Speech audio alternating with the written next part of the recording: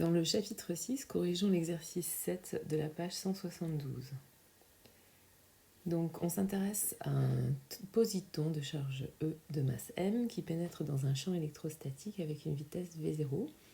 On étudie son mouvement dans le référentiel terrestre et on vous dit que l'accélération a pour coordonnées suivant l'axe des X 0, suivant l'axe des Y, petit e fois grand E sur M. Donc le schéma il est un peu plus haut. Donc on voit que le champ électrique est uniquement suivant la verticale de ce schéma.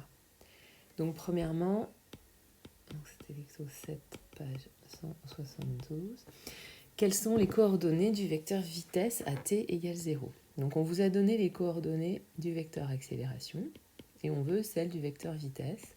Donc première chose à faire, c'est donner la relation entre les deux. A égale dv sur dt. Donc la vitesse, ce sera la primitive de l'accélération par rapport au temps. Et donc les coordonnées du vecteur vitesse seront les primitives des coordonnées du vecteur accélération.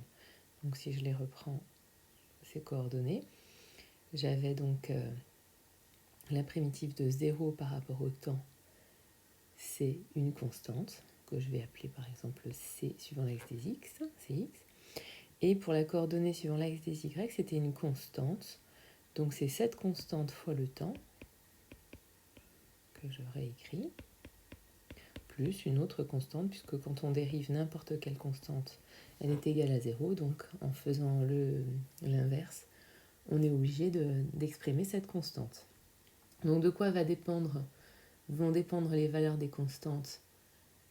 C'est de la valeur de V à l'instant 0. Donc quelles sont les coordonnées de V à l'instant 0? D'après le graphique, on en a une qui est suivant les x positifs et qui correspond à la projection suivant le côté adjacent du vecteur V0 par rapport à l'angle alpha. Donc ça va être V0 cosinus alpha. Et la coordonnée suivant y, elle est négative, puisque 0, y est vers le haut et V0 va vers le bas. Donc ce sera moins V0 avec la projection suivant le côté opposé de l'angle alpha, donc suivant le sinus. Et ça, on sait que ça vaut Cx d'après le calcul qu'on vient de faire et Cy d'après le calcul qu'on vient de faire. Donc là, j'ai un peu mélangé l'ordre des questions, mais vous avez compris. Donc là, c'était la question 1 en fait. Là, j'avais commencé la question 2A. Et ensuite, il ne restait plus qu'à exprimer donc à la question 2A suite que V. Donc ça va être suivant l'axe des X, V0 cosinus alpha. Et suivant l'axe des Y, ce sera petit e fois grand E sur mt moins